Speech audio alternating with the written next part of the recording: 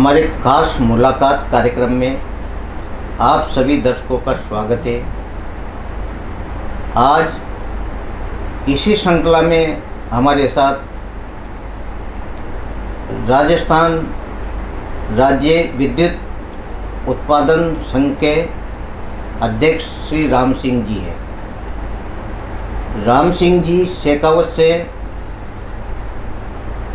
आज 1 मई यानी श्रमिक दिवस है, इसे लेबर डे के नाम से भी जानते हैं। लेबर डे के बारे में हम इनसे विस्तार से चर्चा करेंगे कि किस तरह श्रमिकों को सरकार के मतलब कानून में अधिकार हैं और आज की स्थिति श्रमिकों के साथ क्या है और ये श्रमिकों के लिए अपनी लड़ाई रखते हैं अपने संगठन के माध्यम से।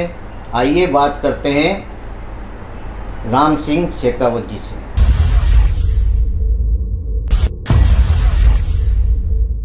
राम सिंह जी, आपका हमारे स्टूडियो में बहुत बहुत स्वागत है।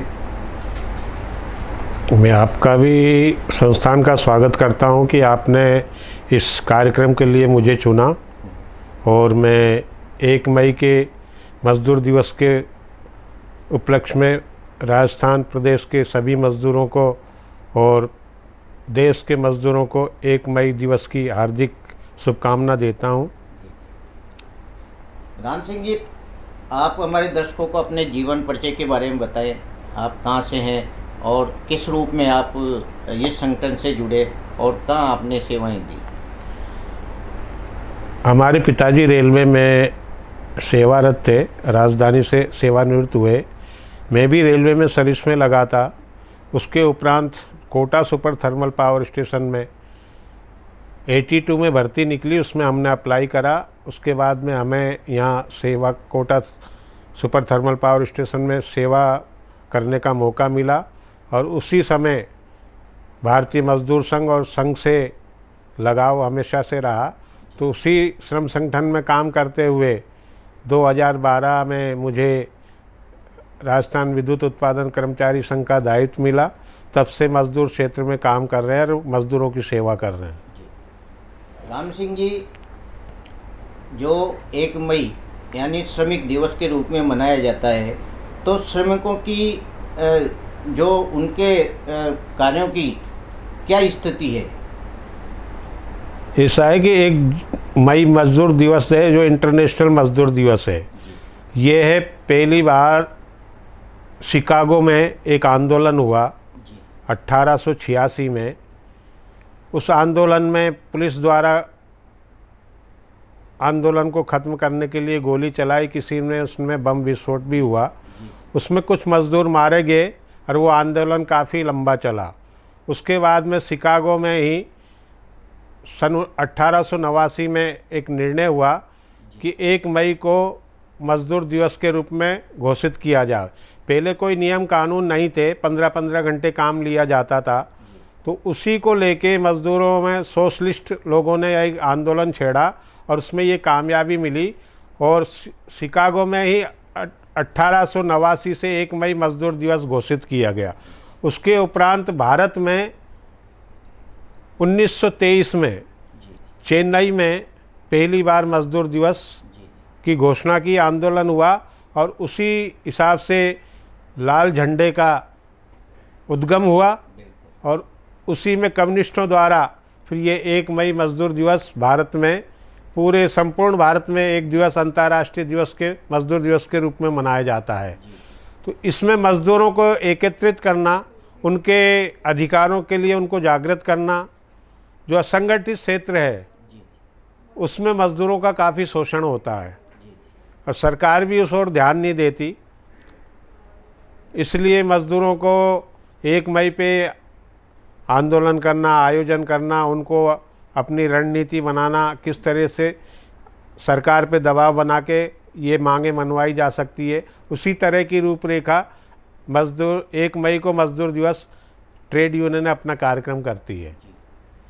राम सिंह जी, भारत में भी जब ब्रिटिश शासन था उस समय भी कई श्रमिकों के साथ शोषण हुआ करता था, तो उस समय भी इस तरह का आंदोलन चरम पे था, क्या मानते हैं आप? चरम पे था ना, मजदूरों का शोषण होता था। ब्रिटिश शासनकाल में अंग्रेज अपनी हुकूमत चलाते थे, और वो जो हिंदुस्तानी जो कामगार थे, मजदूर थे, उनका कोई समय सीमा नहीं थी। वो 15 घंटे भी काम करते थे, 20 घंटे भी काम करते, कोई नियम कानून नहीं था। उसी लिए मजदूरों ने आंदोलन करा और उसमें सफलता मिली। राम सिंह जी, जब देश आज़ाद हुआ उसके बाद श्रमिकों के लिए क्या नीतियां बनाई गई? जब कई श्रमिक संगठन आगे आए, सरकार पर दबाव डाला, तो क्या फिर श्रमिकों के लिए क्या व्यवस्थाएं मतलब कानून के रूप में सामने आई? भारत सरकार पे जब मजदूरों का दबाव बढ़ा तो श्रम नियमों का गठन किया गया। श्रमिकों के प्रति जो नियम थे बाबा साहब अम्बेडकर ने जो बनाए, उन्हीं को लागू किया गया। 8 घंटे का काम का निर्धारित किया गया, और जो श्रमिकों का जो जैसे भविष्य निधि वगैरह है, इनकी संस्थाओं का गठन हुआ, उससे मजदूरों को काफ़ी राहत मिली। राम सिंह जी, पहले ऐसा इतिहास कहता है कि ऐसा माना जाता था कि साप्ताहिक अवकाश भी किसी श्रमिक को नहीं दिया जाता था, और उनके साथ अति शोषण जिसको बोलते हैं वो किया जाता था। उसके बाद संगठनों ने इस पर दबाव बनाया। ऐसा था, पहले हफ्ते में 1 दिन की छुट्टी भी नहीं दी जाती थी। जब शिकागो में ये आंदोलन हुआ तो उसी में ये नियम भी बनाए गए थे मजदूरों के प्रति अंतर्राष्ट्रीय स्तर पे। तो उसी समय से 1 मई 1989 से साप्ताहिक अवकाश भी लागू हुआ, और 1923 के बाद में जो भारत में 1 मई मजदूर दिवस लागू हुआ पूरे देश में, उसी के बाद में भारत सरकार ने भी अपने नियमों में मूल आमूल परिवर्तन किए। उसी के तहत मजदूरों को साप्ताहिक अवकाश और जो राष्ट्रीय अवकाश है वो भी मिलने लगे।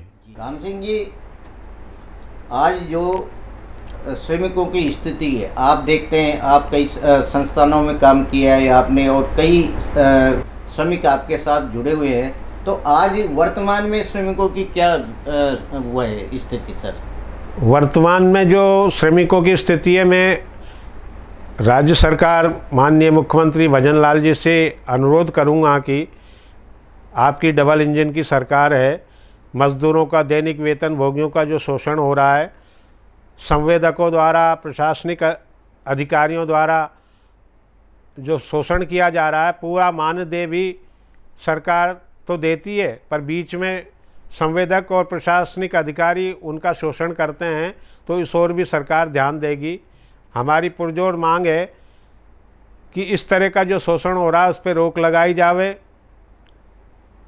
और सरकार इस ओर ध्यान देकर मजदूर क्षेत्र में जो श्रमिक संगठन हैं उनको अपने साथ में लेके उनसे बातचीत करके उनकी जो क्या क्या कमियां हैं, परेशानियां हैं, उनको दूर करने का प्रयास करें। राम सिंह जी, आज वर्तमान में देखा जाता है कि सब जगह भर्तियाँ तो न्यून है, और ठेका पद्धति से ही कई संस्थान चलाए जा रहे हैं, जैसे भारत सरकार, राज्य सरकार के। तो इस पर आपका क्या कहना है? इस पर ये कहना है कि माननीय 2017-18 में Kota super thermal power station की 4 यूनिटें बंद करने का एक सरकार द्वारा निर्णय लिया गया, राज्य सरकार द्वारा। तो उसमें मजदूरों को जोड़ के, पूरी आम कोटा की जनता को जोड़ के आंदोलन चलाया सभी श्रम संगठनों ने, जिसमें इंटक, बीएमएस, एचएमएस सारे संगठन थे।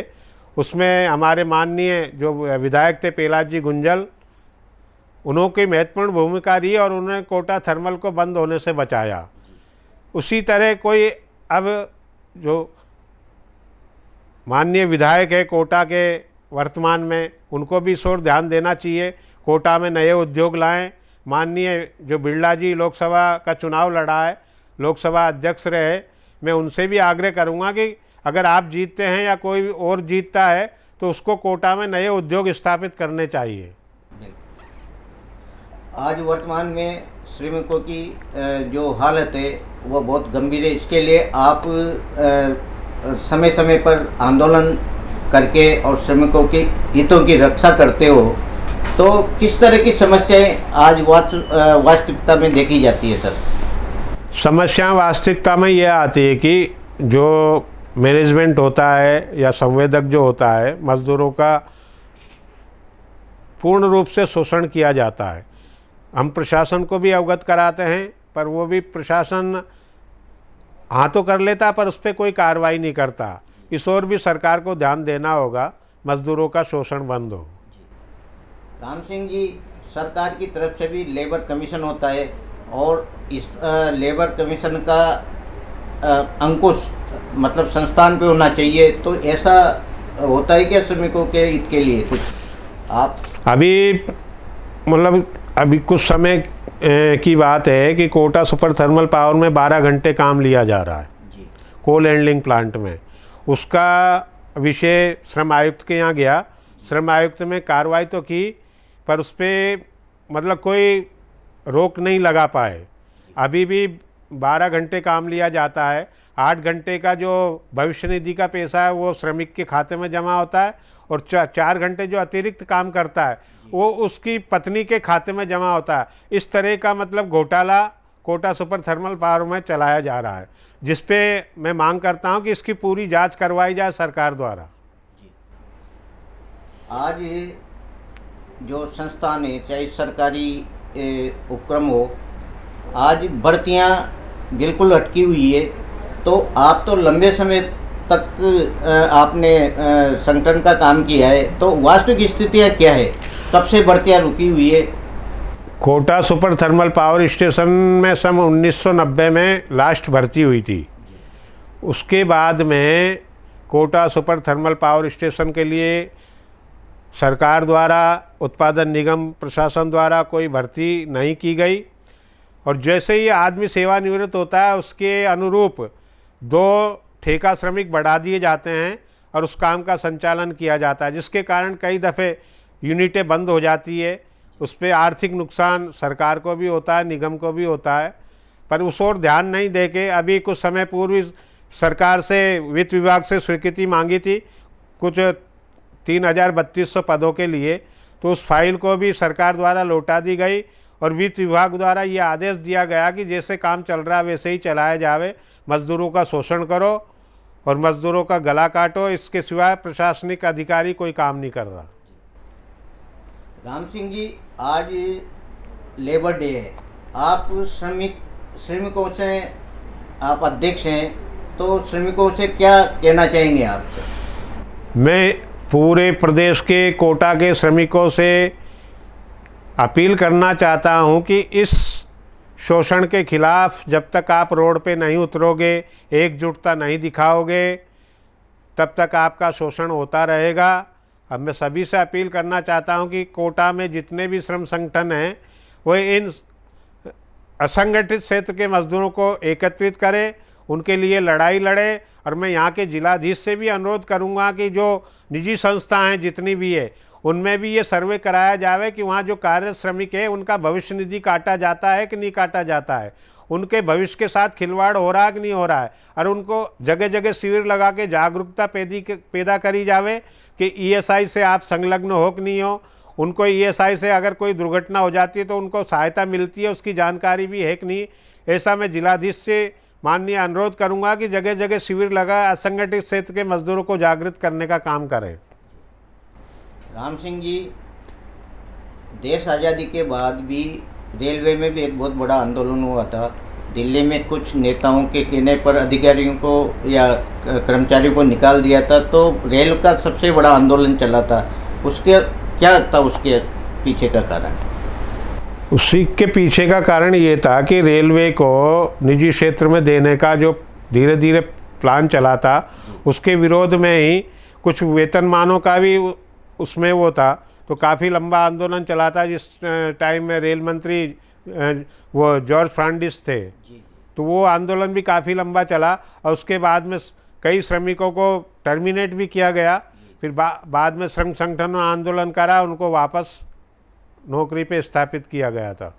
श्रमिक संगठन श्रमिकों को राहत देने के लिए एक सशक्त माध्यम है, क्या मानते हैं आप?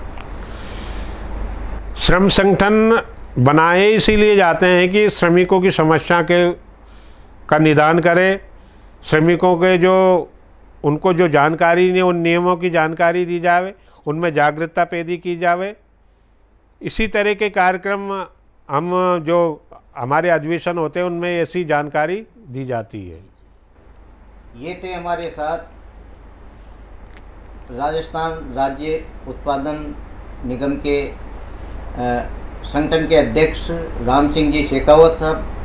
आज इन्होंने श्रमिक डे पर श्रमिकों को जो राहत मिलती है और संगठन किस तरह काम करता है इस बारे में बखूबी बताया। आज ये हमारे स्टूडियो में पधारे। आपका भी बहुत बहुत धन्यवाद।